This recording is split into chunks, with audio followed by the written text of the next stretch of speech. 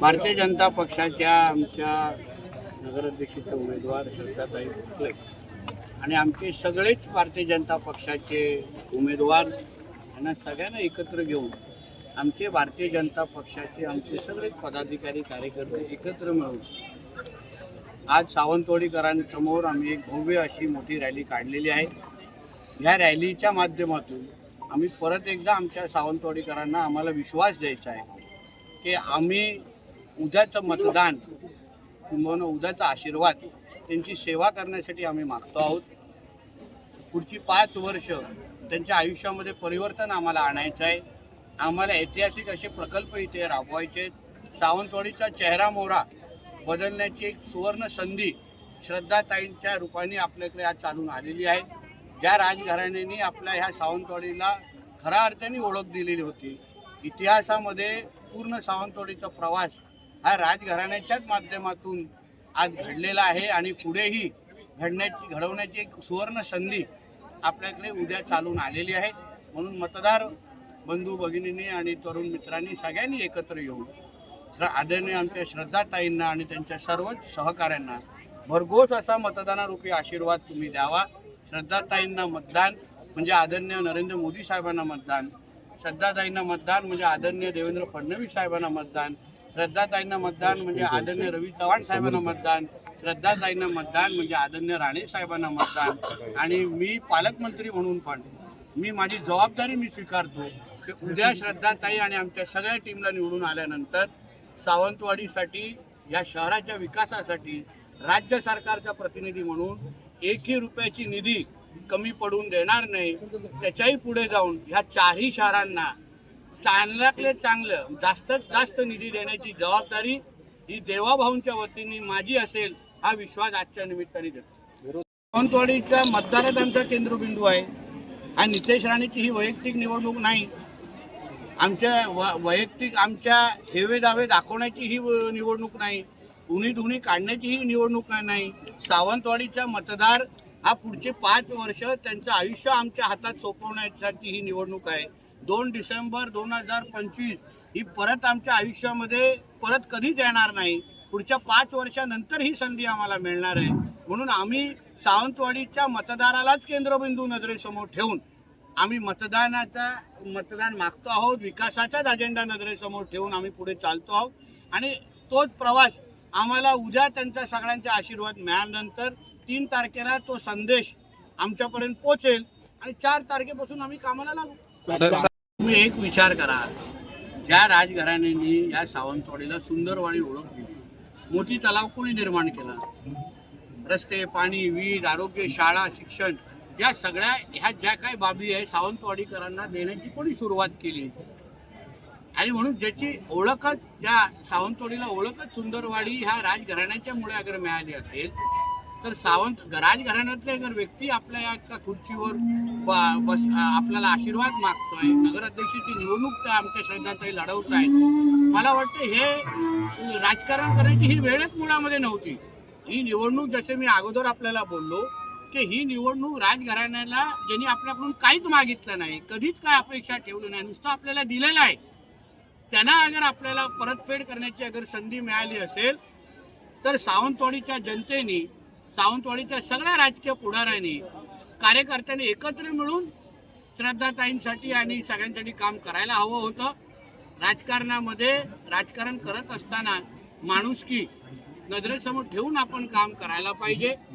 आपण भारतीय जनता पक्ष, शिवसेना, काँग्रेस, राष्ट्रवादी काँग्रेस ह्या सगळ्या पक्षाचे कार्यकर्ते होण्याच्या अगोदर आपण सावंतवाडीकर आहोत, आपण सिंधुदुर्गकर आहोत आणि त्या चष्म्यातून अगर ही निवडणूक पाहिली असती तर आज हे कुठलीच टीका टिप्पणी केली नसती। आज मोठी तलाव असेल, मल्टी स्पेशलिस्ट असेल, आमच्या लखमराजेजींनी पत्रकार परिषदेमध्ये काय बोलले, ते सगळे प्रश्न सोडवण्याची जबाबदारी त्यांची आहे। राजघराण्यांनी अगर इकडल्या विकासाची जबाबदारी घेत असतील, त्याला सत्तेची जोड आमच्या माध्यमातून मिळत असेल तर सावंतवाडीकरांचा विकास तुम्ही विचार करा किती गतिमान पद्धतीने होऊ शकतो किंवा संधी आपल्याकडे आलेली आहे। म्हणून ही संधी आपण सोडता कामा नये। राजकारणाच्या जागी दीपक केसरकर साहेब पण कितीही काय बोलले असले तरी त्यांचाही आशीर्वाद मी परत सांगतो, त्यांचाही आशीर्वाद श्रद्धाताईंनाच आहे। 3 तारखेचा विजयी गुलाल उडवण्यासाठी केसरकर साहेब आमच्या खांद्याला उभे असतील, विजय रॅलीमध्ये आमच्या बरोबर असतील, एवढा ठाम विश्वास तुम्हाला देतो. म्हणून तुम्ही तुमचे कॅमेरे तयार ठेवा. आदरणीय एकनाथ शिंदे साहेब जे राज्याचे मुख्यमंत्री राहिलेले आहेत, शिंदे साहेबांना चांगल्या पद्धतीने माहिती आहे की राज्यातली प्रत्येक फाईल, प्रत्येक डिपार्टमेंटची शेवटची सही ही आदरणीय मुख्यमंत्र्यांची असते. त्यांच्याच सहीने कोणाला निधी द्यायचं, कोणाला ती यादी नक्की करायचं, हे सगळ्याचे सगळे आदरणीय मुख्यमंत्र्यांच्याच सहीने सगळे निर्णय होतात. काल आदरणीय अजितदादा तरी निधी बाबतीचे अंतिम निर्णय हे मुख्यमंत्री घेतात. आणि म्हणून अगर या महाराष्ट्रात सबकुच अगर देवाभाऊ असेल तर मग दुसऱ्याकडे मतदान करण्याचं कारणच काय, याचा विचार करावा. साहेब काल पहिल्यांदा चौकटीचा बाहेरचा विषय आहे. त्यांच्या पूर्ण प्रवासामध्ये राजघराण्यांनी त्यांना केलेली मदत, त्यांना दिलेला पाठिंबा, विकास जरी जेव्हा करण्याचा प्रयत्न केला तेव्हा हे राजघराणे त्यांच्या बरोबर उभं राहिलेलं आहे. म्हणून मला असं वाटतं दीपक केसरकरजींनी हे विचार करावा की 2 तारीख ही जाऊन 3 तारीख कधीतरी उजळेल. परत एकदा हे राजघराणं आपल्यासाठी सेवेसाठी नेहमी तिथेच असेल. आणि म्हणून आज पण वेळ गेलेली नाही. आज रात्री 10 वाजेपर्यंत प्रचार करण्याची संधी आहे. दीपक केसरकर साहेबांनी राजघराण्या म्हणजे आमच्या श्रद्धाताईंना बिनशर्त पाठिंबा जाहीर करावा अशी शेवटच्या वेळी त्यांना विनंती करतो. त्यांनी नावं घ्यावी. लँड माफिया म्हणजे नेमकं कोण, त्यांनी नावं घेतलं तर त्याच्यावर आम्ही बोलू शकतो. जो बाण आमच्याकडे येतच नसेल त्याच्यावर आम्ही उत्तर का देऊ. त्यांनी असं म्हटलंय की तुमच्याकडे तुम्ही कोणाला दिली आहे, कोणालाही दिलेले नाही आहे. चुकीच्या पद्धतीने कोणालाही केसमध्ये गुंतवलं जात असेल तर त्याच्यावर ॲफिडेव्हिट झालेले आहे. आमच्या देशात राज्यात डॉक्टर बाबासाहेब आंबेडकरांचं संविधान चालतं. नुसतं आरोप प्रत्यारोप करून चालत नाही, पुरावे द्यायला लागतात. आणि मी पालकमंत्री आहे ना, मी असताना कोणाची हिंमत या सगळ्या गोष्टी करण्याची. मला माझ्या नेतृत्वावर विश्वास आहे. साहेब आणि एक मोठी तलावाबद्दल असं त्यांनी विधान केसरकरने केलंय, युवराज नाईक तुम्हालाही, की एकंदरीत जर ह्या मोठी त्याला केस दाखल केली तर ही उमेदवारी लढवता कामा नये होती. त्यांनी तात्काळ जाहीर करावं की मी ही केस मागे घेणार किंवा मी निवडणूक. उद्या अगर आमच्या श्रद्धाताई लोकांच्या आशीर्वादामुळे, जनतेच्या आशीर्वादामुळे नगराध्यक्ष झाल्या तर केसमध्ये मदत नाही करणार का? अरे सकारात्मक पद्धतीने बघा ना. दीपक केसरकर साहेब का सगळ्या गोष्टी नकारात्मक बघायला लागले मला आता कळतच नाही. नेहमी श्रद्धा आणि सबुरीबद्दल बोलणारे आमचे केसरकर साहेब, नेहमी चष्म्यात नाकावर ठेवून बोलणारे आमचे केसरकर साहेब अचानक राजकीय चष्म्यातून का बघायला लागलेले आहेत?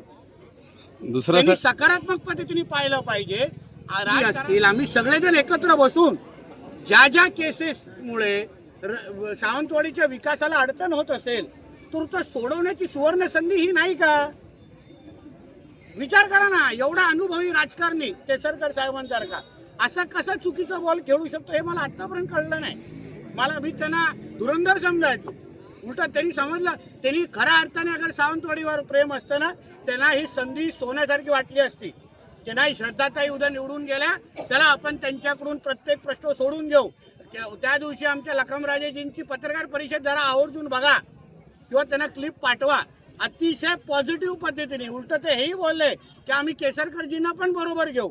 एवढा सकारात्मक पद्धतीने अगर आम्ही निवडणूक आम्ही सगळ्यांना लढवत असू तर केसरकर साहेबांनी नकारात्मक होऊ नये एवढी विनंती. कळेल ना चुकून अगर त्यांना कमळसाठी अगर मतदान मागताना पाहिलं उद्या तर आश्चर्य वाटेल ना. ते कॅमेरा फक्त ऑन ठेवा, माझं काही विषय नाही आहे. ते तुमच्या चातुर्यावर आहे, तुम्ही कसं शोधता मला माहिती आहे. म्हणून तर मी अंदर की बात सांगितली ना. आता अंदरची बात शोधण्याचं काम पत्रकार मित्रांचं आहे, तुमचं काम मी कशाला हलकं करू. जेव्हा एक राजघराण्यातली व्यक्ती त्या सावंतवाडीच्या नगराध्यक्षाच्या पहिली नागरिक म्हणून अगर तिथे श्रद्धाताई बसल्या तर मी तुम्हाला म्हणतो सगळ्यात प्रश्न सुटतील.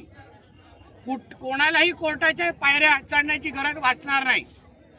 अतिशय सकारात्मक पद्धतीने सावंतवाडीचा विकास आणि सावंतवाडीला पुढची 5 वर्ष अतिशय विकासात्मक पद्धतीने पुढे घेऊन जाण्याचं काम श्रद्धाताईंच्या नेतृत्वाखाली आम्ही सगळेजण करू.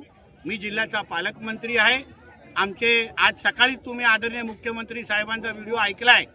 श्रद्धाताईंना त्यांनी सपोर्ट आणि आशीर्वाद आणि पाठिंबा दिलेला आहे. अहो, मुख्यमंत्री एक बाजूला बोलतायत, प्रधानमंत्रींचा पक्ष आहे, पालकमंत्री एका बाजूला आहे, खासदार राणेसाहेब आमच्या बाजूला आहेत, रवी चव्हाण साहेब बाजूने आहे. एवढी ताकद बाजूला असताना कुठला प्रश्न आता प्रलंबित राहणार? उलट चांगली सुवर्ण संधी आहे. अशी ऑफर तुमच्या सावंतवाडीच्या मार्केटमध्ये पण भेटत आहे. सब जगह कमल आणि ओनली कमल साहेब, ओनली कमल, दुसरं काहीच नाही. काल उपमुख्यमंत्री साहेब राजकारणाच्या पलीकडे राजकारणाचा चष्मा मी थोडा बाजूला ठेवतो, टेबलावर ठेवतो आणि मी हे पाहतो की आमचं महाराष्ट्राचं राजकारण यशवंतराव चव्हाण साहेबांपासून बाळासाहेब ठाकरेपासून साहेबांपासून आत्तापर्यंत हे नेहमी राजकारणाच्या पलीकडे संबंध जोपासणाऱ्यापैकी आमचा महाराष्ट्र राहिलेला आहे.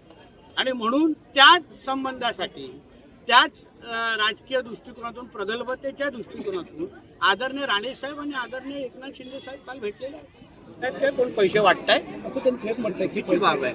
असे काही त्यांच्याकडे पुरावे असतील तर तरी पोलिसांनी द्यावा. राज्य निवडणूक आयोगाकडे दिलं पाहिजे. म्हणजे स्वतः एक माजी मंत्री आपले स्थानिक आमदार स्वीकारतात ते पैसे वाटतायत, हे अतिशय गंभीर बाब आहे. मी पोलिसांना त्यांच्या वक्तव्य तपासायला सांगितलं.